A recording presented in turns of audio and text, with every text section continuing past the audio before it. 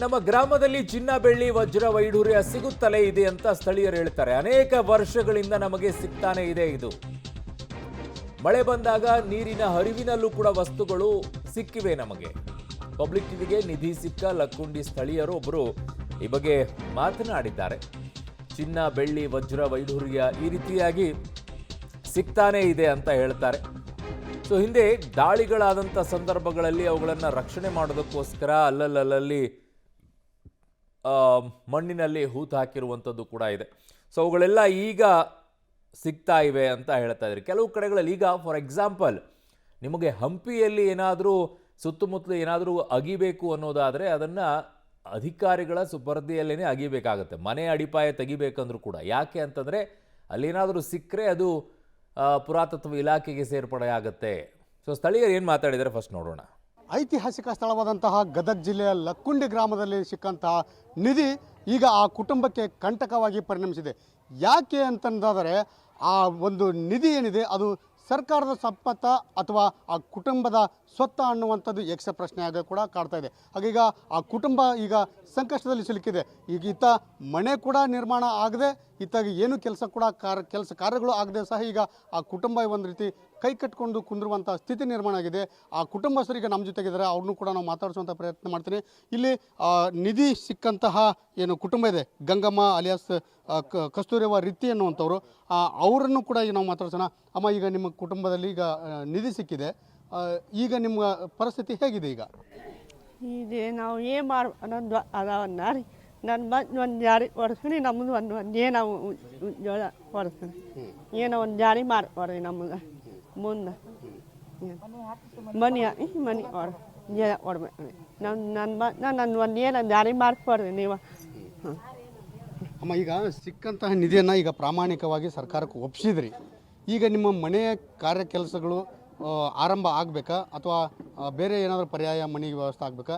ಈಗ ನೀವು ಯಾವ ಸ್ಥಿತಿ ಒಳಗಿದ್ರಿ? ಬಾಡಿಗೆ ಮನೆ ಇದ್ದೀರಾ ಅಥವಾ ಎಲ್ಲಿದ್ರಿ? ಹೇಗಿದೆ ನಿಮ್ಮ ಪರಿಸ್ಥಿತಿ ಅಂತ? ನನ್ನ ಬಾಡಿಗೆ ಮನೆಯಾಗ ಅದೀವಿ ರೀ ನಾವು. ನನ್ನ ಪರಿಸ್ಥಿತಿ ನಮ್ಮ ಬಾಡಿಗೆ ಮನೆಯಾಗ ಅದೀವಿ. ನಮ್ಮ ಬೇರೆ ವ್ಯವಸ್ಥೆ ಮಾಡ್ಕೊಡ್ರಿ ನಮಗೆ. ಮನೆ ಬೇರೆ ಕಡೆ ಹಾಕಿ ಕೊಡ್ರಿ ನಮಗೆ ಎಲ್ಲ ಕಳಿಸ್ಯಾರ. ಏನಾಗಬೇಕಮ್ಮ ಈಗ ಸರ್ಕಾರದಿಂದ? ನನ್ನ ನಾಳೆ ಮಾಡ್ಕೊಡ್ರಿ, ನಾವು ಜಾರಿ ಮಾಡ್ಕೊಡ್ರಿ, ನಂದು ಜಾರಿ ಮಾಡ್ಕೊಡ್ರಿ ಒಂದೇನು ಕೆಲಸ. ಅಮ್ಮ, ಈಗ ಆ ಒಂದು ಸಿಕ್ಕಂತಹ ಆಭರಣಗಳೇನದಲ್ಲ, ನಿಮ್ಮ ಒಂದು ಪೂರ್ವಜರದ್ದು ಸಂಬಂಧಪಟ್ಟಿದ್ದ ಅಥವಾ ನಿಮ್ಮ ಒಂದು ಕುಟುಂಬದಲ್ಲಿ ಚರ್ಚೆ ಮಾಡೋ ಪ್ರಕಾರ ಅದು ಯಾರ್ದು ಏನು ಎತ್ತು ಅನ್ನುವಂಥದ್ದು ಏನಾದರೂ ನಿಮ್ಮ ಗಮನಕ್ಕೆ ಬಂದಿತ್ತೆ ಅಮ್ಮ?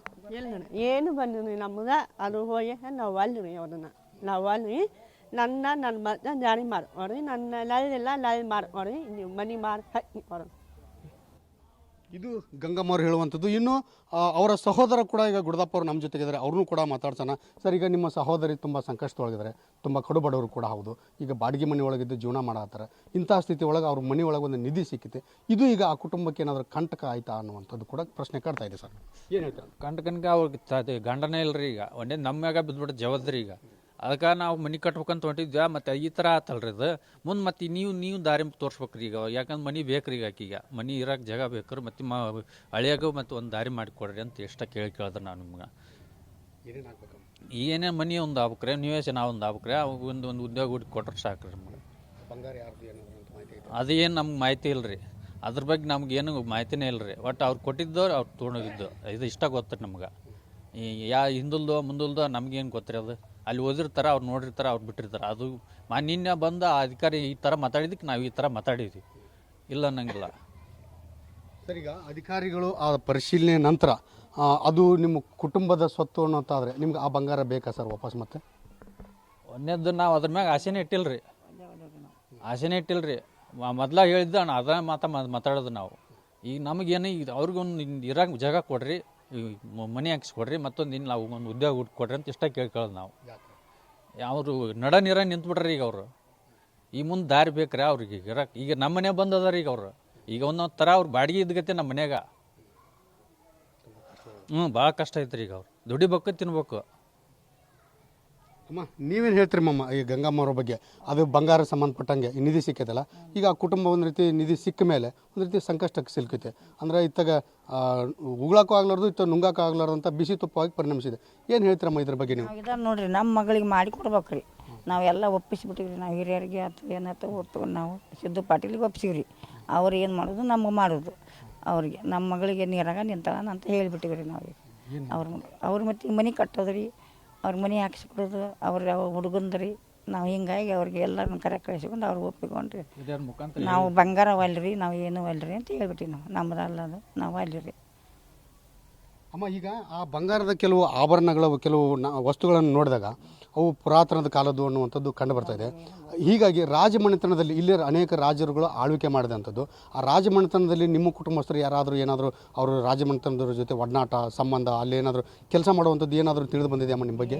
ಇದಿಲ್ರಿ ನಮ್ಗೆ ಏನಿಲ್ಲ ರೀ ನಾವು ಹಾಕ್ಸ್ಕೊಂಡು ಬಂದು ಅದು ಬಂದಿದ್ದು ಕರೆಯವ್ರಿ ನಾವು ಅಲ್ಲಿ ಅಂತೇಳಿ ಅಂದು ನಾವು ಪಂಚಾಯತಿಯವ್ರನ್ನ ಮೆಂಬರಿಗೆ ತಿಳಿಸಿದ್ವಿ ನಾವು.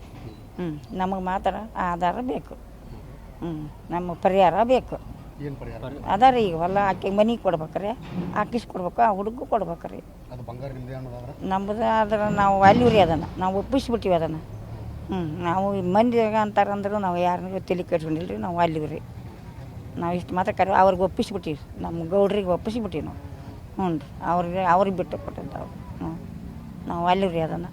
ನಮಗೆ ಮನೆ ಬೇಕಾಕಿ ನಾಳಿಲ್ಲ. ರೀ ಸಾಲ ತೆಗೆದು ಮಾಡಕತ್ತೀವಿ ನಾವು ಅಲ್ಲಿರಿ. ಇದು ಕುಟುಂಬಸ್ಥರ ಒಂದು ನೋವಿನ ಮಾತುಗಳು.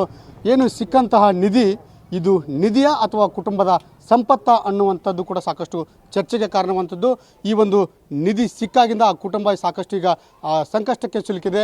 ಹಾಗಾಗಿ ಆ ಕುಟುಂಬಕ್ಕೆ ಶಾಶ್ವತ ಪರಿಹಾರವನ್ನು ಸರ್ಕಾರ ಕಲ್ಪಿಸಬೇಕು ಅನ್ನುವಂಥದ್ದು ಕುಟುಂಬದ ಮಾತುಗಳು. ಸರ್ಕಾರ ಯಾವ ರೀತಿ ಇದನ್ನು ಕ್ರಮ ಕೈಗೊಳ್ಳುತ್ತೆ, ಅವ್ರಿಗೆ ಯಾವ ರೀತಿ ಪರಿಹಾರ ಕಂಡುಕೊಳ್ಳುತ್ತೆ, ಅವರಿಗೆ ಸೂಕ್ತ ಪರಿಹಾರ ಅಂತ ನೀಡುತ್ತಾ ಕಾಯ್ದು ನೋಡಬೇಕಿದೆ. ಕ್ಯಾಮ್ರಾಮನ್ ಸಂಗಮೇಶ್ ಜೊತೆ Bhimanagouda B Patil, public TV, Gadag.